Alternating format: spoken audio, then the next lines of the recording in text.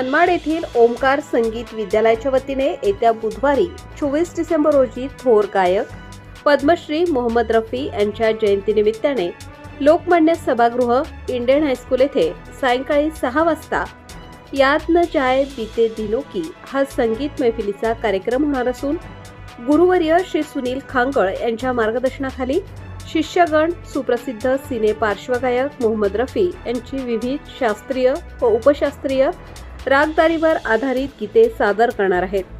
या मैफिलीस मनमाडकर संगीत रसिकांनी उपस्थित राहावे असे आवाहन ओमकार संगीत विद्यालयाच्या कार्यवाहक मीनाताई खांगळ यांनी केले आहे.